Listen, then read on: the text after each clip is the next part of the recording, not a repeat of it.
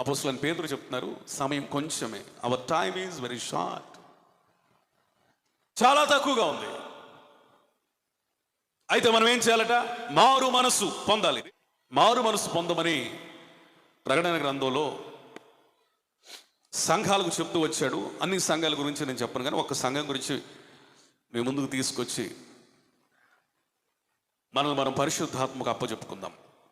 ప్రకటన గ్రంథం 3వ అధ్యాయం 14వ వచనం చదవండి అక్కడి నుంచి. లవోదికయలో ఉన్న సంఘపు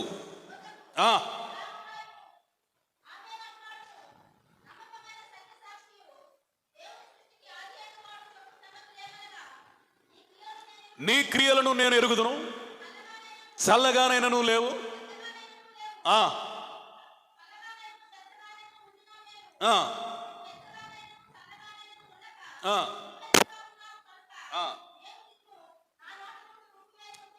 చాలండి.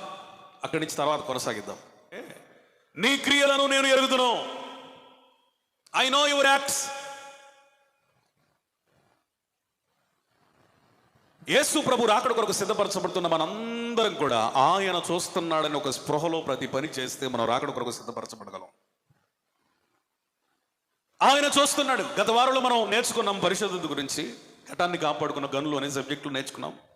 ఎందుకని యోసేపు పాపం చేయలేదంటే అక్కడ కూడా యేసయ్య ఉన్నాడు. స్తోత్రం. దేశం కాని దేశంలో, ప్రజలు కాని ప్రజల మధ్యలో, ఎవరు లేని ఒంటరి సమయంలో ఆ స్త్రీకి తనకు మధ్య ఎవరున్నారని నమ్మాడు? దేవుడు ఉన్నాడని నమ్మాడు. మనం ఎంత దినాల్లో ఎలా ఉండాలంటే యోసేపు వలె ప్రతి పనిని, ప్రతి క్రియని, ప్రతి మాటని ఆయన వింటున్నాడు, ఆయన చూస్తున్నాడని నమ్మాలి. నమ్మి ప్రతి మాట పలకాలి, నమ్మి ప్రతి పని చేయాలి, నమ్మి ప్రతి స్థలంలో ఉండాలి. అది దేవుని భయం అంటే. What is the meant by fear of God? నీ ఉండే స్థలంలో దేవుడు ఉంటున్నాడు. నువ్వు ఎవరితో ఉంటున్నావో వారితో, వారి మధ్యలో, ఆ స్థలంలో దేవుడు ఉన్నాడు. ఏం మాట్లాడుతున్నావో అక్కడ దేవుడు ఉన్నాడు. నీ ఒంటరి సమయంలో అక్కడ ఉన్నాడు. 4 గోడల మధ్య అక్కడ ఉంటున్నాడు. ఎవరు చూడని ప్రదేశంలో అక్కడ ఉంటున్నాడు. అర్ధరాత్రి వేళ అక్కడ ఉంటున్నాడు. నీ ఆలోచనలలో అక్కడ ఉంటున్నాడు.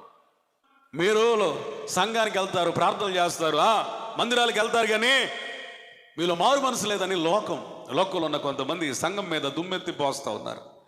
పాస్ గారు, వాడు మందిరానికి వస్తారు కానీ వారి స్వభావం మారలేదండి, వారి మాటలు మారలేదండి, వారి క్రియలు మారలేదండి, వారి జీవితం మారలేదండి అని కొంతమంది చెప్తున్నప్పుడు ఒక దైవజనుడిగా నాకే బాధ కలిగినప్పుడు పరిశుద్ధాత్ముడు ఇంకా మనందరి విషయంలో ఎంత బాధపడుతున్నాడో అర్థం చేసుకోండి. ఇక అంటే లోకము వేలెత్తి చూపిస్తుంది. దేవుడు కూడా ఏమన్నాడు తెలుసా? నీ బ్రతుకు నాకు అసహ్యంగా ఉంది. ఎందుకు తెలుసా? నువ్వు పూర్తిగా లోకస్తుడివి కావు, పూర్తిగా పరిశుద్ధుడివి కావు. అసంపూర్ణమైన జీవితం, ఇంపర్ఫెక్ట్ లైఫ్. కాబట్టి ఇప్పుడు మనం ఏం చేయాలి తెలుసా? సంపూర్ణత వైపుకు మనం కొనసాగిపోవాలి. స్తోత్రం చెప్పండి. హల్లెలూయా. యాకోబు చూడండి, తన జీవితంలో అన్నీ పొందుకున్నాడు. పశువులని, ప్రజలు ఉన్నారు, భార్యలు ఉన్నారు, దాసదాసీలు ఉన్నారు. అన్నకు కానుక ఇవ్వడానికి కావలసిన కానుక కూడా ఉంది. 100ల సంఖ్యలో పశువులు ఉన్నాయి. అదంతా దీవెనే కాదని నేను అన్నాను. కానీ ఎబ్బోకు రేవుకి వెళ్ళిన తర్వాత అతడు మరొక దీవెన కొరకు ప్రాధేయపడ్డాడు, పశ్చాత్తాపడ్డాడు, మారు మనసు కొరకు అడిగాడు. స్తోత్రం, స్తోత్రం. అందరి దగ్గర నుంచి శబ్దం రావాలి. స్తోత్రం, హల్లెలూయా. అంటే అర్థం ఏంటంటే, దేవుడు ఎన్కౌంటర్ చేసినప్పుడు, పరిశుద్ధాత్ముడు అతన్ని ఎన్కౌంటర్ చేసినప్పుడు, దేవుడు అతన్ని సంధించినప్పుడు, దాటి వెళ్ళని పరిస్థితుల్లో దేవుని రాకడ. ఇప్పుడు యాకోబు ఏ విధంగా అయితే మరణాన్ని ఎదుర్కొనేటప్పుడు ఎబ్బోకు రేవులో నిజమైన ఆశీర్వాదాన్ని కనుగొన్నాడో, ఈ భూమిని విడిచిపెట్టబోతున్న మనం, ఇది ఎబ్బోకు రేవు లాంటిది. చెప్పండి. ఈ లోకం ఎట్లాంటిది? ఎబ్బోకు రేవు లాంటిది. ఈ ఎబ్బోకు రేవు దాటితే ఏముంటుంది? మరణం ఉంటుంది. అది తప్పించుకోవాలంటే, ఆ నరకాన్ని తప్పించుకోవాలంటే ఎబ్బోకు రేవులో యాకోబు వలె పశ్చాత్తాపడి కన్నీటి ప్రార్థన చేసి నిజమైన ఆశీర్వాదాన్ని కోరుకోవాలి. దేవునికి స్తోత్రం, దేవునికి స్తోత్రం. ఈరోజు చాలా మంది దేని కొరకు పరుగులు తీస్తున్నారు, వెంపర్లాడుతున్నారు. ఆశీర్వదించబడాలి. డబ్బు బాగా సంపాదించాలి, ఇదొక ఆశీర్వాదం. ఆత్మరక్షణ లేని ఆశీర్వాదం కాదు.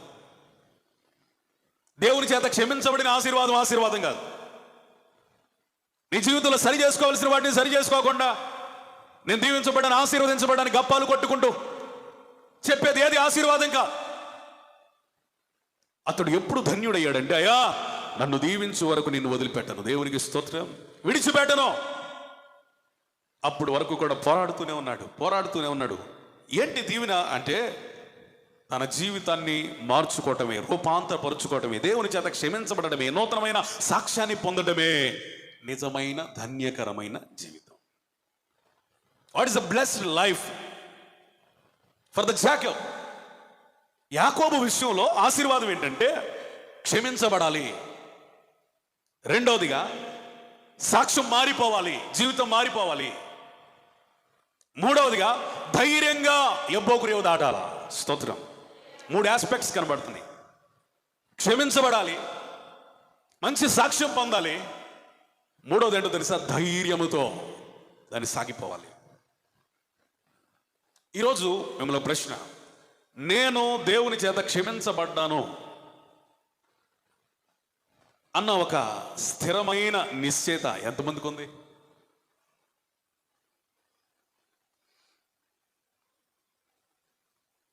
ఎంతమంది నీ గురించి మంచి సాక్ష్యం చెప్పగలుగుతున్నారు? నువ్వు యేసు ప్రభువులో రావడాన్ని బట్టి నీ సాక్ష్యం మారిందా? గతంలో ఉన్నట్లుగానే ఉన్నావా? మూడవది, ఎంతమంది ఈ లోకాన్ని ధైర్యంగా విడిచిపెట్టడానికి కావలసినటువంటి సిద్ధపాటు ఉంది? ప్రిపరేషన్ ఫర్ ద ర్యాప్చర్, ధైర్యం, నిరీక్షణ. యాకోబు, ఎబ్బోకు రేవులు ఇవన్నీ కూడా కలిగి ఉండి దేవుని చేత ఆశీర్వదించబడి ఇశ్రాయేలుగా మార్చబడ్డాడు. స్తోత్రం చెప్పండి, స్తోత్రం చెప్పండి.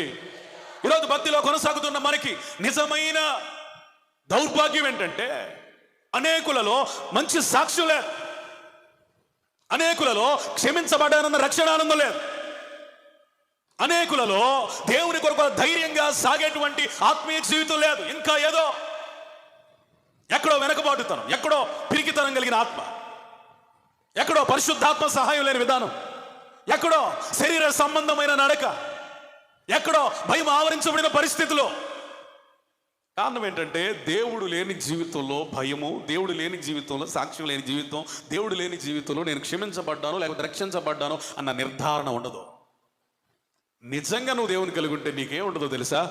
ఎస్, ఐఎమ్ సేవ్డ్, నేను రక్షించబడ్డాను దేవా, నన్ను రక్షించినందుకు స్తోత్రం నాయన, నీ రక్షణ బట్టి స్తోత్రం అని ఒక ధైర్యం. దేవునికి మహిమ కలుగును గాక. హల్లెలూయా, హల్లెలూయా. అందుకే అంటాడు, నువ్వు దౌర్భాగ్యుడు, తర్వాత దిక్కుమాలిన వాడి, ఒక దిక్కు దిశ లేక. నాకు అందరూ ఉన్నారు, కొంతమంది నాకు బంధువులు ఉన్నారండి, రక్త సంబంధికులు ఉన్నారండి, మా ఇంటి పేరటోళ్ళు ఉన్నారండి. యేసయ్య చెప్తున్నాడు, నేనే మార్గం సత్యం జీవం, నా ద్వారా తప్ప తండ్రి యొద్దకు ఎవడను రాలేడు. కులాన్ని బట్టి పరలోకం చేరే సిస్టం లేదు కదా, మనుషులు ఎవరో పరలోక రాజ్యాన్ని చేర్చలేరు కదా, బంధుమిత్రులు నీ కొరకు రక్తం కార్చలేదు కదా. 2022 సంవత్సరాల క్రితం ఈ భూమి మీదకి వచ్చి నీ కొరకు రక్తం కార్చిన వాడు, నేను ప్రకటిస్తున్న నజరేయుడైన యేసు, ఆయన మాత్రమే మనకు దిక్కు దశ. ఆమేన్, హల్లెలూయా. ఈరోజు చాలా మంది అనుకుంటే నాకు వాళ్ళు దిక్కండి, వీళ్ళు దిక్కండి, నా కొడుకు దిక్కండి, నా ఉద్యోగం దిక్కండి, నెలవారీ జీతం దిక్కండి, నేను కలిగి ఉన్న ఆస్తి దిక్కండి. ఇట్లాంటి వాళ్ళందరికీ దేవుడు పెట్టిన పేరు రే దిక్కుమాలినోడా. ఈరోజు నువ్వు చనిపోతే ఎవరు నిన్ను పరలోకానికి తీసుకెళ్ళి దిక్కెవరు? ఇంకా నీవెవరవి అంటే గురుడ్డివాడవి, దరిద్రుడవు. ఏ సంఘం అంటది? దరిద్రమైన సంఘం. ఏ విషయంలో ఇది దరిద్రత కలిగి ఉంది? ఒకరోజు యేసు ప్రభు దగ్గరికి ఒక ధనవంతుడు వచ్చి, అయ్యా నిత్య రాజ్యానికి నేను వారసున్నావు అంటే ఏం చేయాలి? 10 ఆజ్ఞలు పాటిస్తున్నావా? పాటిస్తున్నాను నాయన, చిన్నప్పటి నుంచే పాటిస్తున్నాను నాయన, ఇవన్నీ నాకు తెలుసు నాయన, అయితే నీకొకటి కొదువుగా ఉన్నది. ఏంటి ప్రభు అంటే, నీ ఆస్తి అంతా అమ్మి బేదలకు ఇచ్చి నన్ను వెంబడించు. ఆ మాటకి ఆ ధనవంతుడు వ్యసనపడి, బాధపడి, హృదయాన్ని కఠినపరుచుకొని వెనక్కి వెళ్ళిపోయాడు. అతడు వచ్చిన ఉద్దేశం మంచిదే, కలిసిన వ్యక్తి కూడా సరి అయినవాడే, అడిగిన ప్రశ్న సరి అయినదే. యేసు ప్రభు సరిగ్గా సూటిగా జవాబు చెప్పాడు. దానికి కొదువ అర్థమయ్యేలా వివరించాడు. కానీ తనకున్న ధనాపేక్షను బట్టి అతడు ఏం చేశాడంటే ధనాన్ని, తన మీద ఉన్న ప్రేమను చంపుకోలేక యేసు ప్రభునైనా సైతం విడిచిపెట్టాలని అనుకున్నాడు. కానీ యేసు ప్రభుని వెంబడించాలని అనుకోలేదు. ప్రపంచంలో ఉన్న ఆస్తినంతా పోగు చేసుకున్నవాడు ఏమాత్రం ధనవంతుడు కాదు. కానీ యేసు ప్రభు రక్తంలో కడగబడిన వాడు మాత్రమే నిజమైన ధనవంతుడు. స్తోత్రం చెప్పండి, హల్లెలూయా. ప్రపంచంలో ఎంతో మంది ధనవంతులు ఉన్నారు, వాళ్ళకి యేసయ్య లేడు. యేసయ్య కలిగిన ఎవరైనా వారు ధనవంతులే. కడు పేదవాళ్ళైనా, తినటానికి తిండి లేని వాళ్ళైనా, ఉండటానికి ఇల్లు లేని వాళ్ళైనా, రేపటి పరిస్థితి ఏంటి ప్రభువా అని నిరాదరణకు గురయ్యే వాళ్ళైనా, ప్రశ్నార్థకమైన జీవితం కలిగిన వాళ్ళైనా, ఎవరైనా సరే దేవుని దృష్టిలో వాళ్ళు ఎట్లా ఉన్నారట? నిజంగా యేసు ప్రభుని కలిగి ఉంటే వాళ్ళు ధనవంతులు. They are rich people in the sight of God. ఈరోజు నాకు అది లేదు ఇది లేదు అనుకోవద్దు. వాళ్ళు ఆ విధంగా ఆశీర్వదించబడతారు, వీళ్ళు ఈ విధంగా ఆశీర్వదించబడుతున్నారు అనుకోవద్దు. ఎందుకని ఇన్ని సంవత్సరాలు నేను భక్తి చేస్తున్నా, నాలో నిజమైన ఆశీర్వాదం లేదు అని అనుకోవద్దు. వాళ్ళని చూసి వీళ్ళని చూసి వాతలు పెట్టుకోవద్దు. అదే ఆశీర్వాదం అని భ్రమపడొద్దు. మొదట ఆయన నీతిని, ఆయన రాజ్యాన్ని కలిగి ఉండడమే ధనం. దాన్ని వెతికితే సమస్తం ఏమొస్తాయంట? మన వెంట వస్తాయి. దేవునికి మహిమ కలుగును గాక, హల్లెలూయా. మొదట ఆయన రాజ్యాన్ని వెతుకు, మొదట ఆయన నీతిని వెతుకు, ఆటోమేటిక్గా ప్రతి ఆశీర్వాదం మన వెంట వస్తుంది. అది నిజమైన ధనం. ఈ ప్రపంచంలో ఉన్నదంతా పోగు చేసేసుకుని యేసు ప్రభు లేని జీవితాన్ని ఎంతమంది గడపట్లేదండి? కోట్లకు పడగలెత్తిన విజయమాల్య ధనవంతుడా దేవుని దృష్టిలో? ఈ బీజేపీ ప్రభుత్వాలు ఎందరో కోటీశ్వరులు అయిపోతా ఉన్నారు, వాళ్ళందరూ ధనవంతులా? డబ్బులు పేర్చుకునే వాళ్ళు ఎవడు ధనవంతుడు కాదు. హృదయంలో యేసు ప్రభుని నమ్ముకొని ఆ నిశ్చయత కలిగి నిత్యము ఆయన రక్షణను బట్టి ఆనందించేవాడు ధనవంతుడు.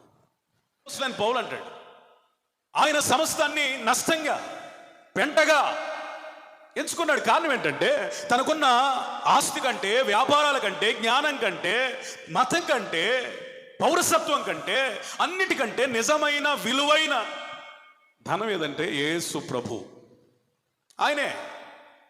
ఈరోజు చాలా మంది తెలియక యేసు ప్రభు కొరకు త్యాగం చేయలేని బ్రతుకు వాళ్ళు దరిద్రులు. ఎంతున్నా యేసు ప్రభు దగ్గరికి రా, ఎంతున్నా యేసు ప్రభు కొరకు ఏం చేయలేరు, ఎంతున్నా ఆయన కొరకు ఏమి వెత్తలేరు, ఎంతున్నా ఆయన కొరకు ప్రయాసపడలేరు. యేసు ప్రభు కొరకు ఏది చేయలేని ఒక భయంకరమైన దైన్యావస్థలో, ఆత్మీయ దారిద్ర్యతలో ఉన్నారు. ఫర్ ఎగ్జాంపుల్, ఒక అతనికి పంట బాగా పండితే దావీదు వల్ల ఇలా అంటే బాగుంటుంది, నా ప్రాణమా తిను తాగు సుఖించని తన ప్రాణంతో ఏం చెప్తున్నాడు? ప్రేరేపించుకుంటున్నాడు. కానీ ఇలా చెప్తే బాగుండేది, నా ప్రాణమా, నా అంతరంగంలో ఉన్న సమస్తమా, ఆయన చేసిన ఏ మేలుని కూడా నువ్వు మర్చిపోవద్దు. ఎందుకంటే ఈ సంవత్సరం ఎంత పంటనిచ్చాడు, నీ ప్రయాసకు తగిన ఫలితాన్ని ఇచ్చాడు, కొత్త కొట్లని ఇచ్చాడు, ఇంత ఆస్తిని సమకూర్చిన దేవుడిని నువ్వు స్తుతించు అంటే బాగుండేది. అంత కలిగి ఉండి కూడా కొట్లను తొలిపించి కూడా దేవుని గురించినటువంటి ఆలోచన లేదు. దేవుడు ఏం పెట్టాడు అతనికి పేరు? ధనవంతుడా అన్నాడా? భవిష్యత్ ప్రణాళిక కలిగిన వాడా అన్నాడా? భాగ్యవంతుడా అన్నాడా? ఏమల్లా వెర్రివాడా? ఏ ఫూల్, నువ్వు ఎంత సంపాదించాలనుకున్నావు కానీ నీ జీవితం లేదు, నీ కడుపే దేవుడు. అందుకే నా ప్రాణమా తిను అంటున్నావు. నీ కడుపే దేవుడు, అందుకే తాగమంటున్నావు. ఈరోజు చాలా మంది కూడా వారి కడుపును దేవుళ్ళుగా చేసుకొని సరైన భక్తి చేయలేక కేవలం ఇహ సంబంధంగా బ్రతికించేటువంటి వాటి మీద ఆధారపడుతూ దరిద్రులైపోతున్నారు. అందుకే దేవుని వాక్యం సెలవిస్తుంది, మనుషుడు రొట్టె వలన మాత్రం కాదు కానీ దేవుని నోట నుండి వచ్చు ప్రతి మాట వలన బ్రతుకుతాడు. దేవునికి స్తోత్రం చెప్పండి. నీవు గ్రుడ్డివాడవు, చెప్పండి ఏంటట? గ్రుడ్డివాడవి. బైబిల్లో కొంతమంది గుడ్డివాళ్ళు ఉన్నారు. 2-3 సందర్భాలు చెప్తాను. ఎవరు గుడ్డివాళ్ళు అంటే మతపు మత్తులో గర్వాంధులైపోయిన వాళ్ళు గుడ్డోళ్ళు. అది మతం కావచ్చు, లేకపోతే నీకున్న భక్తే కావచ్చు, లేకపోతే నీకున్న ఆత్మీయ గర్వమే కావచ్చు. ఇదేంటంటే గుడ్డితనం. యేసు ప్రభుని చూడలేని గుడ్డితనం, దేవుని రాజ్యాన్ని చూడలేని గుడ్డితనం. ఎవరున్నారు అలాంటి వాళ్ళు బైబిల్లో? అపోస్తలుడైన పౌలు ఉన్నాడు. ఆయనకి గుడ్డితనాన్ని కలిగించింది ఏంటంటే ఆయన మతమే, ధర్మశాస్త్రమే, ఆయన జ్ఞానమే, ఆయనకున్న ఆత్మీయ గర్వమే. నా మతం కంటే ఏది గొప్పదిరా, నాకు తెలిసిన సత్యం కంటే గొప్పదే ఉందిరా, నాకు తెలిసినంత ధర్మశాస్త్రం ఎవడు కానీ తెలుసంట్రా అని అతడు నిజమైన మార్గాన్ని అన్వేషించలేక, నిజమైన సత్యాన్ని ఎరగక, ఆత్మీయ నేత్రాలు మూయబడి దమస్సు మార్గంలో ప్రయాణిస్తూ ఉండగా దేవుడు ఆ వ్యక్తిని ఒక దెబ్బ కొట్టాడు. పడిపోవటం కళ్ళు లేని వాడిగా మార్చబడ్డాడు. దేవునికి స్తోత్రం చెప్పండి. హల్లెలూయా. ఎవడో ప్రభువా నువ్వెవడివి? సౌలు నీవు హింసించుచున్న క్రీస్తుని. ఎవరి మతాన్ని బట్టి నీవు నన్ను హింసిస్తున్నావు, నీకున్న ఆత్మీయ గర్వాన్ని బట్టి నీవు నన్ను హింసిస్తున్నావు, నీకున్న జ్ఞానాన్ని బట్టి నీవు నన్ను హింసిస్తున్నావు. చూడండి, ఎందరైతే ఆత్మీయ గర్వంతో నింపబడతారో వారి వలన దేవునికి మరొకసారి హింస. ఎందరైతే లోకంలో కలిగి ఉన్న వాటిని బట్టి గర్విస్తున్నారో వారి వలన దేవునికి శ్రమ, దేవునికి హింస అనుభవం. ఎందరైతే వారికి ఉన్న జ్ఞానాన్ని బట్టి, వారికి ఉన్న మతపు అనుభవాలను బట్టి, భక్తి గర్వాన్ని బట్టి ప్రవర్తిస్తూ వస్తారో వాళ్ళని బట్టి దేవునికి ఏంటంట హింస, గాయం, వేదన. ఇట్లాంటి వాళ్ళు ఖచ్చితంగా దైవ దర్శనం పొందాలి, యేసుక్రీస్తుతో ఎన్కౌంటర్ చేయబడాలి, పునరుద్ధానుడైన యేసుక్రీస్తును కలుసుకోవాలి. ఆ శక్తి ద్వారా మాత్రమే సౌలు పౌలుగా మార్చబడ్డాడు. దేవునికి స్తోత్రం చెప్పండి. గర్వపు పొరలు, ఆత్మీయ పొరలు, ధర్మశాస్త్రపు పొరలు, లోకంలో ఉన్న జ్ఞానపు పొరలు అన్నీ రాలిపోయి ఇప్పుడేమైపోయాడు? ఖాళీ అయిపోయాడు. ఒకవేళ నీ భక్తి గర్వం నీకు గుడ్డితనం కలుగజేస్తూ ఉంటే నువ్వు ఒక లౌదికీయ సంఘం. ఒకవేళ ఈ లోకంలో ఉన్న వాటిని బట్టి నువ్వు జ్ఞానాన్ని బట్టి నువ్వు గర్విస్తావు ఉంటే నువ్వు ఒక లౌదిక సంఘం. ఒకవేళ నీకు తెలిసిన దాన్ని బట్టి, విన్నదాన్ని బట్టి, చేసేదాన్ని బట్టి, కలిగి ఉన్న దాన్ని బట్టి నువ్వు గర్విస్తూ ఉంటే దేవుని మీద నీవు ఒక వ్యతిరేకంగా మారుతున్నట్లు అర్థం. ఇంకొక గుడ్డివాడిని చూపిస్తాను. ఆయన ఎవరంటే తోటి సహోదరుల్లో తప్పులు వెతికేవాడు. ఎవరు చెప్పండి? తోటి సహోదరులలో తప్పులు వెతికేవాడు. అందుకే ఆయన అంటాడు, సహోదరుడా మొదట నీ కంట్లో దూలం తీసేసుకో, తర్వాత నీ పొరుగు వారి కంట్లో ఏం తీయచ్చు? నలుసు తీయచ్చు. కంట్లో దూలం ఉన్నవాడు కనబడుతుంది? కనపడదు. అంటే వాడు ఒక బిడ్డోడు. ఎవరైతే వేషధారి, వీళ్ళు ఎవరంటే పక్కన వాళ్ళని సరి చేయడానికే ప్రయత్నిస్తారు, పక్కన వాళ్ళని బాగు చేయడానికే ప్రయత్నిస్తారు, పక్కన వాళ్ళ లోపాలు వెతకడానికే ప్రయత్నిస్తారు. మనం నీతిమంతురా, వాడు కాదు. నేను నీతిమంతుడిని, వాడు కాడు. నేను పరిశుద్ధుడిని, వాడు కాడు. నేను ప్రార్థనాపరుడు, వాడు కాదు అని స్వనీతితో ఇతరులను చులకన చేసే వ్యక్తి ప్రతి ఒక్కళ్ళు కూడా ఎవరంట? గుడ్డివాడు దేవుని దృష్టిలో. ఈరోజు ఈ గుడ్డితనం నుంచి మనం విడిపించబడాలంటే మొట్టమొదట మనలో ఉన్న లోపాలు దేవుని సన్నిధికి వెళ్ళి ఒక్కొక్కటిగా మనం తీసుకువేయటం ప్రారంభించుకోవాలి. దేవునికి స్తోత్రం. ఎవరైతే దేవుని సన్నిధిలో ఎక్కువగా గడుపుతారో, ఎవరైతే ఎక్కువగా ప్రార్థనకి సమయం ఇస్తారో, ఎవరైతే ప్రార్థనకి సమయం ఇవ్వడం ద్వారా పరిశుద్ధాత్మ స్వరాన్ని వినగలుగుతారో, ఎవరైతే వాక్యం ఎక్కువ చదువుతారో వాళ్ళు తమ లోపాలని, తమ భ్రష్టత్వాన్ని, తమ బలహీనతల్ని కూలంకషంగా దేవుని నుంచే ఎరుగుతారు. ఎందుకు నీ లోపాలు నీకు అర్థం కావట్లేదంటే నువ్వు వాక్యానికి దూరంగా ఉన్నావు, వాక్యం చదవట్లా. ఎందుకని నీ లోపాలు, నీ బలహీనత నీకు అర్థం కావట్లేదంటే నువ్వు సరిగ్గా ప్రార్థన చేయట్లా.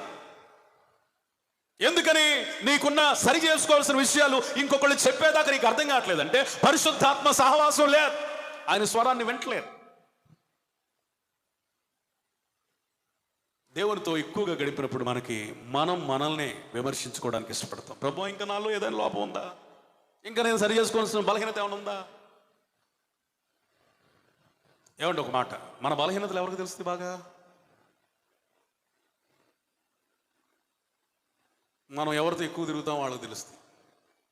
చెప్పండి, మన బలహీనతలో అది బలం కానీ బలహీనత కానీ ఎక్కువగా ఎవరికి తెలుస్తుందంటే మనం ఎవరితో ఎక్కువగా స్నేహం చేస్తామో వాళ్ళతో. దూరంగా ఒక మనిషిని చూసినప్పుడు ఆ వ్యక్తిలో మనకి బలహీనతలు కనబడవు. ఎందుకంటే ఆ వ్యక్తిని గురించి మనం ఎక్కువ ఆలోచించు. అదే ఒక వ్యక్తితో ఎక్కువగా సన్నిహితంగా ఉండడాన్ని బట్టి మనకేం కనబడుతుంది అంటే, బలాల సంగతి పక్కన పెడితే వారిలో ఉన్న బలహీనతలు కూడా మనకు అర్థమవుతాయి. సరే, ఇది మనిషి నైజం, మనిషి స్వభావం. ఈ మనుషులు మన పక్కన ఉండి మన బలహీనతలు ఎరిగి మనల్ని ఇంకేదో చేయడానికి ప్రయత్నిస్తారు, నాశనం చేయడానికి ప్రయత్నిస్తారు, ఇబ్బంది పాలు చేయడానికి ప్రయత్నిస్తారు. సరి చేసేవాళ్ళు కొందరు అయితే పాడు చేసేవాళ్ళు ఇంకొందరు, మనల్ని బ్యాడ్గా క్రియేట్ చేసేవాళ్ళు ఎక్కువ మంది మనుషులు. అయితే పరిశుద్ధాత్ముడు మన పక్కన లేకపోతే పరిశుద్ధాత్ముడితో మనం ఎక్కువగా ఉంటే ఆ పరిశుద్ధాత్ముడు మన లోపాల గురించి మనకు తెలియజేస్తాడు. స్తోత్రం. ఆయన మన స్నేహితుడు, ఆయన మన శ్రేయోభిలాషి, ఆయన మన క్షేమాన్ని కోరేవాడు. నిత్యం ఆయన పని ఏంటంటే వాక్యంలో ఉన్న వాటిని జ్ఞాపకం చేసుకోవటం, వాక్యంలో ఉన్న వాటిని జ్ఞాపకం చేయటం, వాక్యాన్ని జ్ఞాపకం చేస్తాడు. దేవుడు చెప్పిన మాటలను జ్ఞాపకం చేస్తాడు. భూమి మీద యేసు ప్రభు ఉన్నప్పుడు ఆయన చెప్పిన బోధనలను జ్ఞాపకం చేస్తాడు. మన జీవితంలో వ్యక్తిగతమైన విషయాల్లో, బలహీనతలన్నిటి విషయంలో సరిచేస్తాడు. ఎవరైతే ఆయనకి స్వరం అప్పగించుకుంటారో, చెవిని అప్పగిస్తారో, ఆయన స్వరాన్ని వింటారో, వాళ్ళు గుణపరచబడడానికి ఇష్టపడతారు. పరిశుద్ధాత్ముడా, నేను సరిచేయబడతాను. అసలు నీ ఆత్మీయ స్థాయి ఏంటి? What is the status of your spiritual life? నీ ఆత్మీయ జీవితం యొక్క స్థాయి ఏంటి? ఎట్లా తెలుసుకోవచ్చు మనం? ఫర్ ఎగ్జాంపుల్, మనకి జ్వరం వచ్చింది అనుకోండి, హాస్పిటల్కి వెళ్ళామనుకోండి, వెంటనే డాక్టర్ ఏం చేస్తాడు? థర్మామీటర్ చేసి నోట్లో పెట్టి దాని రీడింగ్ చూసి ఎంత వేడి ఉందో చెప్తాడు. అంటే ఆ థర్మామీటర్ సహాయంతో ఆ వ్యక్తి శరీరంలో ఉన్న టెంపరేచర్ని అతను లెక్క కట్టగలుగుతున్నాడు. మన ఆత్మీయ జీవితానికి కూడా దేవుడు ఒక థర్మామీటర్ ఇచ్చాడు. అదేంటంటే ప్రార్థన. నేను చెప్పండి ప్రార్థన. నువ్వెంత వెచ్చగా ఉన్నావో, దేవుని కొరకు ఎంతగా రగులుతున్నావో, ఎంత పరిశుద్ధంగా జీవిస్తున్నావో ప్రజలకు అర్థం కాదు, అర్థం కాకపోవచ్చు. ఒక్కోసారి అర్థం కావచ్చు, అర్థం కాకపోవచ్చు, అవి వేరే విషయాలు. నీకెప్పుడు అర్థం అవుతుందయ్యా అంటే, నీ స్థాయి నీకు ఎప్పుడు అర్థం అవుతుందయ్యా అంటే, నువ్వు ఎంతగా ప్రార్థన చేస్తావో అదే నీ ఆత్మీయ స్థితి. స్తోత్రం చెప్పండి, స్తోత్రం చెప్పండి. ఈ ఎవరికి తెలుస్తుంది మర్మం? ఎవరికి తెలుస్తుంది రహస్యం అంటే, మనోనేత్రములు వెలిగించబడినటువంటి వారికి తెలుస్తుంది. కానీ మనోనేత్రంలో మూయబడిన గుడ్డివాడికి ఇది అర్థం కాదు. అందుకే ఈ సంఘం ఏ సంఘం అంటే, తన ఆత్మీయ స్థితి ఏదో తెలియని సంఘం, మరిచిపోయిన సంఘం. మూడవది, గుడ్డోళ్ళు ఎవరో? ఒకళ్ళు ఎవరో ఆత్మీయ గర్వం కలిగిన వాళ్ళు, ఇంకొకళ్ళు ఎవరో తమ తప్పులు తాము ఎరుగక ఇతరుల తప్పుల మీద ఫోకస్ చేసేవాళ్ళు, గుడ్డోళ్ళు. మూడవది ఎవరంటే విశ్వాసం లేనోళ్ళు. ఎవరు చెప్పండి? విశ్వాసం లేనోళ్ళు. అపొస్తలుడైన పౌలు అంటాడు, మేము వెలుచూపు వలన కాదు, విశ్వాసం వలన నడుస్తున్నాము. దేవునికి స్తోత్రం చెప్పండి. పై చూపు వలన ఈ ఆత్మీయ జీవితం కాదు. ఏదో గాలిలో వెళ్తున్నట్లుగా లేదు నా ఆత్మీయ జీవితం, గాలిలో పోరాడుతున్నట్లుగా లేదు నా ఆత్మీయ జీవితం. ఎట్లా ఉందంటే ఒక నియమముతో కూడిన ఆత్మీయ జీవితం. హల్లెలూయా, హల్లెలూయా. చాలా మంది ఇక విశ్వాసం గుడ్డిది అనేది, ఆ గుడ్డితనం అనేది విశ్వాసానికి ఎలా సంబంధించింది అవుతుందంటే, ఇంకా మీకు అర్థం కావడం కోసం ఇంకొక మాట చెప్తాను. ఎలీషా జీవితంలో ఒక సన్నివేశం జరిగింది. తన శిష్యుడు వచ్చి, అయ్యగారు చూడండి, ఆ గుర్రాలు చూడండి, ఆ రథాలు చూడండి, మనల్ని నాశనం చేయడానికి ఎంతమంది వచ్చారో చూడండి, ఆ సైన్యాన్ని చూడండి అంటే, ఎలీషా ఏమన్నాడు తెలుసా? దేవా, వీడి కళ్ళు తెరువు. దేవుడు అతని కళ్ళు తెరవగానే, ఆ దాసుని కళ్ళు తెరవగానే అతనికి ఏం కనబడ్డాయి? అగ్ని రథాలు, అగ్ని గుర్రాలు, దేవుడు పంపించిన సైన్యం కనబడింది. అప్పుడు వరకు కనబడిందా? కనబడలా. ఎప్పుడు కనబడింది? ఆయన ప్రార్థన చేస్తున్నప్పుడు. ఈయనకి ఎందుకు కనబడింది? ఎలీషా గారికి అంటే దేవుని మీద అతనికి విశ్వాసం ఉంది కాబట్టి, దేవుడు తనకు సహాయం చేస్తాడని తెలుసు కాబట్టి, దేవుడు చేస్తున్న ఆ సహాయము అతడు ముందుగానే గుర్తించగలిగాడు, చూడగలిగాడు. దేవునికి స్తోత్రం చెప్దాం. హల్లెలూయా. చాలా మంది అవిశ్వాసులు అయిపోయి ఆత్మీయతలో గుడ్డోళ్ళు అవుతున్నారు. ప్రతిదానికి భయం గుడ్డితనం కలుగజేస్తుంది, ప్రతిదానికి కృంగుబాటు గుడ్డితనాన్ని కలుగజేస్తుంది, అన్నిటికీ అవిశ్వాసం మనల్ని గుడ్డోడుగా చేస్తుంది. ఆత్మీయతలో ఏం జరుగుతుందో అర్థం కాదు, ఎట్టాడుతున్నామో అర్థం కాదు, మన స్థితిగతులు ఏంటో అర్థం కాదు. బికాస్ ఆఫ్ అన్ఫెయిత్, అన్బిలీఫ్, అవిశ్వాసం గుడ్డితనాన్ని కలుగజేస్తుంది. జాగ్రత్త. మనం ఎట్లా ప్రయాణించాలంటే ఒక దర్శనముతో ప్రయాణించాలి. దేవునికి స్తోత్రం చెప్పండి. విశ్వాసముతో ప్రయాణించాలి. ఇది అనుకుంటుంది, నాకు బాగా ధనం ఉంది, బాగా బట్టలు ఉన్నాయి, మంచి అందంగా అలంకరించబడ్డాను, నేను చాలా ప్రజలకి సుందరంగా కనబడుతున్నాను. దేవుని దృష్టికి ఎట్లా ఉంది? దిశమొల్లతో. బట్టలేని స్థితి అనేది ఒక సిగ్గుపడే అవస్థ. బట్టలేని స్థితి అనేది ఒక అవమానకరమైన దశ, స్థితి. చూడండి, యేసు ప్రభు కనబడగానే పేతురు ఏం చేశాడు? దోణిలోకి వెళ్ళిపోయాడు. కారణం ఏంటి? అతనికి సరిగ్గా బట్టలు లేవు. బహుశా గొంచితో ఉండటం. అతనికి వెంటనే యేసు ప్రభు కనబడగానే మరుగైపోవాలని అనిపించింది. కారణం ఏంటంటే బట్టలు లేవు. ఏమండి, అదే పేతురు వేలాది మందిలో ప్రసంగిస్తున్నప్పుడు ఏమైంది? అనేకులు రక్షించబడ్డారు. దేవునికి స్తోత్రం చెప్పండి, స్తోత్రం చెప్పండి. ఒకప్పుడు వస్త్రాలు లేని పేతురు పరిశుద్ధాత్మ చేత నింపబడిన తర్వాత శరీరక సంబంధమైన వస్త్రాలు కట్టుకోవడం మాత్రమే కాదు, కానీ ఆత్మ సంబంధమైన వస్త్రాలు ధరించి ఆయన ఏం చేస్తున్నాడంటే అనేకులను రక్షణలోనికి నడిపిస్తున్నాడు. హల్లెలూయా. తాను వస్త్రాలు లేనప్పుడు చేపలే పట్టాడు. ఆత్మ సంబంధమైన వస్త్రాలు ధరించినప్పుడు మనుష్యులను పట్టాడు.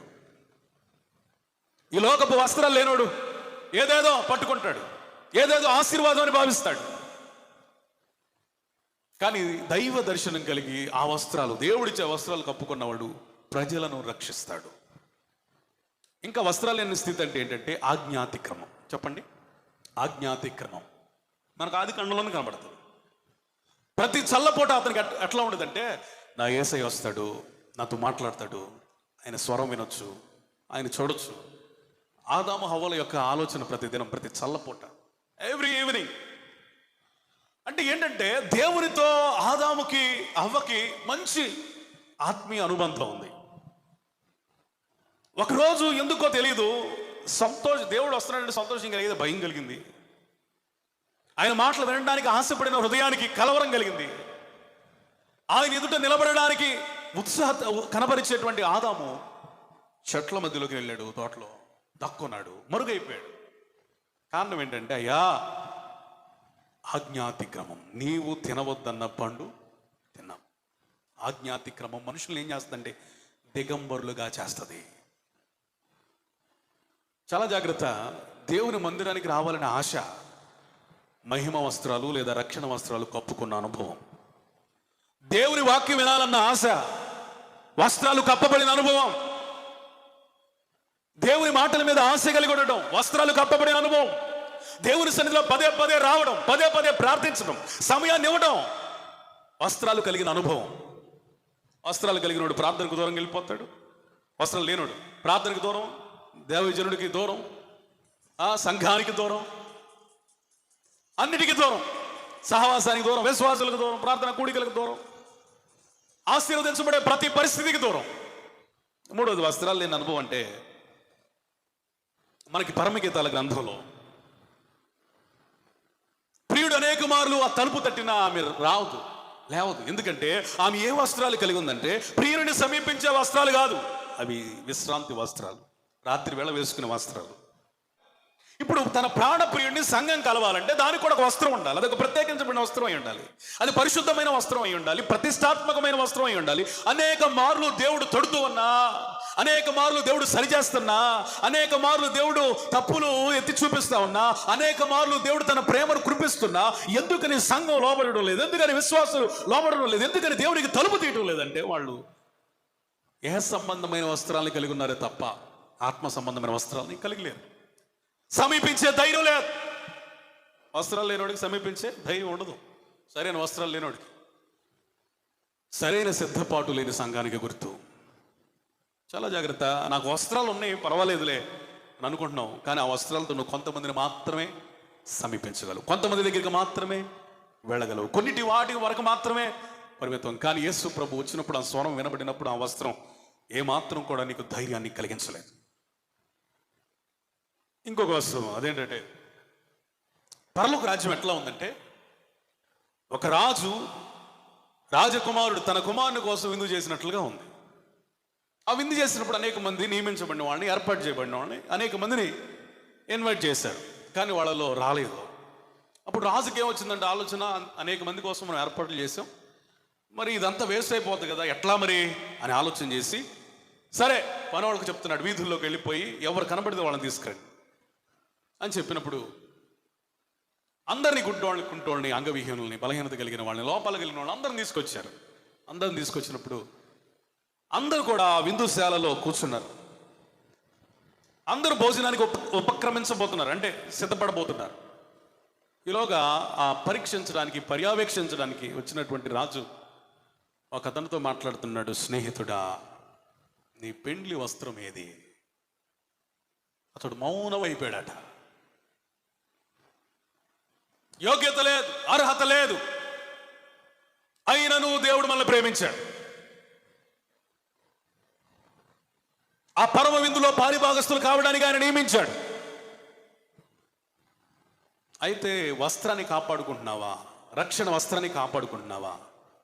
ఆ విందులో పాల్గొనడానికి కావలసిన పరిశుద్ధత అనే వస్త్రాన్ని కాపాడుకుంటున్నావా? మహిమ అనే వస్త్రాన్ని కాపాడుకుంటున్నావా? మౌనం అయిపోతాం. ఆ రోజు కూడా దేవుని ఎదుట నిలబడినప్పుడు మనకు వస్త్రం ఉందో లేదో అక్కడ అందరికీ అర్థమైపోయి, దేవదూతలకి, పరిశుద్ధులకి, దేవునికి, అందరి ఎదుట మనం ఎట్లా కనపడతామంటే అక్కడికి వెళ్ళేసరికి ఏ వస్త్రం ఉండదు, రక్షణ వస్త్రం ఉండదు. అక్కడ తలదించుకుంటాం. మీకు ఒక గొప్ప విషయం చెప్పనా? చీకట్లో ఉన్నప్పుడు బట్టలున్నా లేకపోయినా ఇబ్బంది అని అనిపించదు. మహా వెలుగు, మహా తేజస్సు, ఇంకా అక్కడ వస్త్రాలు ఎంత విలువైనవిగా పరిగణించబడతాయి అర్థం చేసుకోండి. వెలుతురు ఎక్కువయ్యే కొలది మన వస్త్రం అంతా జాగ్రత్తగా కాపాడుకోవాలి. ఏమండి, పరలోకంలో పాపి నిలబడలేడు, వస్త్రం లేనోడు నిలబడలేడు. ఏదేను తోటలో ఆదాము ఏ విధంగా దేవుని ఎదుట నిలబడలేకపోయాడో, మరుగైపోయాడో, తోట చెట్లలోకి వెళ్ళిపోయాడో, ఒక మూలను దాక్కున్నాడో, పరలోకంలో కనుక నీకు కూడా రక్షణ లేకపోతే నువ్వు అక్కడ క్షణం కూడా నిలబడలేవు. ఎక్కడికి వెళ్ళిపోతావు? నరకానికి వెళ్ళిపోతావు. నువ్వు ఉండమన్నా ఉండలేవు పరలోకంలో. ఎందుకంటే ఆ దేవదూతలు ఎదుట, ఆ మహామహిమలో, ఆ పరిశుద్ధుల ఎదుట, వారి ఎదుట నిలవబడడానికి కావలసిన అర్హత కానీ యోగ్యత కానీ నీకు లేదు. కాబట్టి ఆ అనర్హత నిన్నేం చేస్తుందంటే, ఎవడు తరమకుండానే దుష్టుడు పారిపోతాడు అన్నట్లుగా నరకంలోనికి వెళ్ళిపోతావు. చాలా జాగ్రత్త. అన్నీ బాగున్నాయిలే, నా ఆత్మీయ జీవితం బాగుందిలే, పర్వాలేదులే, నేను రక్షించబడ్డానులే, నేను ఆశీర్వదించబడుతున్నానులే అని ఏ సంబంధమైన ఆశీర్వాదాలు, నీ యొక్క ఆత్మీయ ఆశీర్వాదాలకి కొలబద్దగా మార్చుకొని యేసుక్రీస్తు లేని బ్రతుకు బ్రతుకుతున్నావేమో, క్షమాపణ లేని బ్రతుకు బ్రతుకుతున్నావేమో, సరైన సాక్ష్యం లేని బ్రతుకు బ్రతుకుతున్నావేమో, ఆత్మీయంగా దేవుని కొరకు ముందడుగు వేయలేని, ధైర్యం లేని ఒక పిరికితనం కలిగిన ఆత్మతో బ్రతుకుతూ ఉన్నావేమో. ఈరోజు నువ్వు సరి చేసుకోవాల్సినటువంటి సమయం. ఒక మాట చెప్తున్నాడు, నేను ప్రేమించు వారందరినీ గద్దించి శిక్షించుచున్నాను. ఒకవేళ నీకు మారు మనసు సరిగ్గా లేని దాన్ని బట్టి కానీ, పశ్చాత్తాపం సరిగ్గా లేని దాన్ని బట్టి కానీ, నువ్వు రక్షించబడి ఆ రక్షణ కాపాడుకోలేని పరిస్థితిని బట్టి కానీ దేవుడు ఏం చేస్తాడంటే నిన్ను శిక్షిస్తాడు, గద్దిస్తున్నాడు. దానికి కూడా నువ్వు లోపడకపోతే శిక్షిస్తాడు. ఈ గద్దింపు వెనక, శిక్ష వెనక కారణం ఏంటంటే ఆయన నిన్ను ప్రేమిస్తున్నాడు. స్తోత్రం చెప్పండి. నువ్వు నరకానికి వెళ్ళడం దేవుని చిత్తం కాదు, పరలోకంలో ఉండడం ఆయన చిత్తం. దేవదూతలు ఉండే స్థలంలో ఉండడం, పరిశుద్ధులు ఉండే స్థలంలో ఉండడం, ఆ మహామహిమలో ఉండే గొప్ప భాగ్యం కలిగి ఉండడం, తండ్రి అయిన దేవుడు, కుమారుడు ఉన్న ఆ దివ్యమైన దేదీప్యమానమైన గొర్రె పిల్లయే దీపకాంతిగా ఉన్న సూర్య చంద్రులు అక్కర్లేని జ్యోతిర్మయుడని యేసయ్య నివసించే ఆ స్థలంలో మనం కూడా ఆ సింహాసనం మీద, ఆ పరలోకంలో ఉండడం దేవుని చిత్తం. గుర్తుపెట్టుకో, ఈ రక్షణ కనుక కోల్పోతే ఇక నువ్వు పొందుకోవడం కష్టం. ఎందుకంటే అపోస్తలుడైన పౌలు అంటాడు, ఎంత గొప్ప రక్షణ నిర్లక్ష్యం చేసినా నువ్వెలా తప్పించుకుంటావు? ఎవరికి కావాలి రక్షణ? రక్షించబడినోడికి మారు మనసు కావాలి, రక్షణ లేనోడికి కూడా మారు మనసు కావాలి. దేవుని వాక్యాన్ని పెడచెవి పెట్టి ఇంత గొప్ప రక్షణ నిర్లక్ష్యం చేస్తే నువ్వు ఎట్లా తప్పించుకుంటావు అన్నారు. కానీ సమయం ఉండగానే దేవుని యొద్ద పశ్చాత్తాపడు. ఒక అతను పశ్చాత్తాపడడానికి వచ్చాడు, కానీ ఇట్స్ నాట్ వ్యాలిడ్. ఎందుకో తెలుసా? సమయం మించిపోయింది. ఏశావు పశ్చాత్తాపడ్డాడు, కానీ సమయం మించిపోయింది. మీకు ఒక విషయం చెప్పనా? నరకంలో అట కోట్లాది మంది యుగ యుగాలుగా ఒక మాట కొరకు ఎదురు చూస్తూ ఉంటారంట. నరకంలో వేయబడిన ప్రజలందరూ కూడా మారు మనసు పొందండి, పశ్చాత్తాపడండి, పాపాలు ఒప్పుకోండి, నేను క్షమిస్తాను అని ఈ ఒక్క మాట కోసం అంట యుగ యుగాలుగా ఇంకా క్షమిస్తాడేమో, మారు మనసుకి సమయం ఇస్తాడేమో అని చాలా మంది నరకులో వేయబడిన వాళ్ళు ఎదురు చూస్తారంట. కానీ యేసు ప్రభు క్షమిస్తానంటాడా? పశ్చాత్తాపండి అంటాడా? మారు మనసు పొందండి, స్వార్థ ఉంటుంది అక్కడ? ఉండదు. అద్భుతమైన విషయం ఏంటంటే, నువ్వు చనిపోక మునిపే ఈ స్వార్థను నమ్మి నువ్వు సరి చేసుకొని పశ్చాత్తాపడి ప్రభుని క్షమాపణ అడిగి నూతనమైన సాక్ష్యాన్ని పొంది నిరీక్షణ కలిగి ప్రభు కొరకు ఎదురు చూస్తే పరలోక రాజ్యము మనదే. ఒకవేళ కనుక నిర్లక్ష్యం చేసి, వాక్యాన్ని నిర్లక్ష్యం చేసి, సహవాసాన్ని నిర్లక్ష్యం చేసి, దైవజనుల మాటలు నిర్లక్ష్యం చేసి పెడచెవి పెట్టకుండా నీకు ఇష్టానుసారంగా బ్రతుకుతూ వాక్యం వింటూ కూడా వేషధారిగా బ్రతికితే జాగ్రత్త, దేవుడు విక్రింపబడడు. చాలా జాగ్రత్త, ఆయన మోసపోడు. ఇంకా ఎందుకు వాక్యం వినబడుతుంది నీ చెవి కంటే ఆయన దీర్ఘశాంతం. ఇంకా ఎందుకు దేవుడు నీతో నిత్యం మాట్లాడుతున్నాడంటే ఇంకా నువ్వు మారు మనసు పొందాలి, సరి చేసుకోవాల్సిన విషయాలు అనేకం ఉన్నాయి. కాబట్టి ఆయన ఈరోజు కూడా నీతో మాట్లాడుతున్నాడు. ఇక నుంచి నీ పని ఏమై ఉండాలంటే, ప్రతి ప్రసంగం తర్వాత, ప్రతి రోజులో, ప్రతి ప్రార్థనలో నీ ఆలోచన ఏమై ఉండాలంటే, ప్రభువా నన్ను సరిచేయి, స్తోత్రం, నన్ను గుణపరచు, స్తోత్రం చెప్పండి. నన్ను ఇంకా నేను ఎక్కడ మార్చుకోవాలి, ఇంకా ఎక్కడ మార్చుకోవాలి ప్రభువా, నాలో ఏ లోపాలు ఉన్నాయి, నాకు కనపరుచయ్యా, నాతో మాట్లాడయ్యా. మనం చెప్పాను కదా, ఆఫ్రికా ఖండానికి పరిచయం చేయడానికి మిషనరీగా వెళ్ళిన సిటీ స్టడ్ చీకటిలో కనబడని వెలుతురులో ముదుసల వయసులో రేపో మాపో అన్నట్లుగా కళ్ళు కానరాక పళ్ళు ఊడిపోయి వృద్ధాప్యమందు ఆ వెలుతురులో బైబిల్ తెరచి చదువుతూ ఉంటే ఒక ఆయన అన్నాడంట, సిటీ స్టడ్ ఇంకా ఎందుకని బైబిల్ ఏం వెతుకుతున్నావు, ఏం చూస్తున్నావు, ఏం చదువుతున్నావు అంటే ఆయన దీనమైన స్వరంతో అన్నాడంట, ఇంకా నేను సరి చేసుకోవాల్సిన దేవుని ఆజ్ఞలు ఏమైనా బైబిల్లో ఉన్నాయేమో, ఇంకా నేను నెరవేర్చకుండా దాటి వెళ్ళిపోతూ దేవుడిని గాయపరిచే విషయాలు ఏమైనా ఉన్నాయేమో, ఇంకా దేవుని కొరకు నెరవేర్చవలసిన ఆజ్ఞలు ఏమైనా ఉన్నాయేమో నాకు తెలియచేయమని వాక్యం చదువుతున్నాను అన్నాడట. అంతమందికి పరిచయం చేసిన సిటీ స్టడీ వాక్య విషయంలో ఇంకా ఏదో సరి చేసుకోవాలి, ఇంకా ఏదో బలహీనత ఉంది, ఇంకేదో ఆజ్ఞను పాటించాలి, ఇంకేదో నేను దాటిపోతున్నాను, ఇంకా ఏదో దేవుడికి సంపూర్ణంగా నేను వెళ్ళలేకపోతున్నాను. నేను ఒక రకమైన ఆత్మ సంబంధమైన వైరాగ్యం, వేదన తను వెంటాడుతూ ఉంటే, ఇక ఏసై రావడమే ఆలస్యం, మనం పోవడమే అన్నట్టుగా ఎంత నిర్లక్ష్యంగా మనం ఉంటున్నాం, ఎంత ఆత్మీయ గర్వంతో ఉంటున్నాం. సరి చేసుకునే అవకాశం ఇచ్చినా సరి చేసుకోలేకపోతున్నాం. ప్రార్థన చేసే సమయం ఇచ్చిన అనేకులు ప్రార్థన చేయలేకపోతున్నారు, అనేక వాక్యం చదవలేకపోతున్నారు. చాలా జాగ్రత్త. ఒకటే ఒక మాట మా పాస్టర్ గారు ఇప్పుడు ఒక మాట చెప్తూ ఉండేవాడు, ఈ లోకంలో ఎవడైతే నిర్లక్ష్యంగా ఉంటాడో వాడు పరలోకాన్ని పోగొట్టుకుంటాడు. ఎందుకంటే నిర్లక్ష్యం చాలా ప్రమాదకరమైంది. ఏముందిలే, ఈరోజు ప్రార్థన చేయకపోతే ఏమైందిలే, ఈరోజు వాక్యం చదవకపోతే ఏమైందిలే, ఈరోజు మందిరానికి వెళ్ళకపోతే ఏమైందిలే, రేపు ఉంది కదా. ఈ స్వభావం ఉంటుంది చూసారు, ఈ స్వభావం ఎంతమంది అయితే కలిగి ఉంటారో వాళ్ళకి ఏం మనసు వచ్చిందంటే, వస్తాడులే ఆయనే, పేతురు గారు చెప్పినట్లు ఇంకా ఆలస్యం ఉందిలే, వచ్చే సమయం ఉందిలే, నేను సిద్ధపడతా ఎప్పటికైనా అనే ఒక నిర్లక్ష్య స్వభావం నిన్ను విడవబడేటట్లుగా చేస్తుంది. ప్రార్థన చేద్దాం.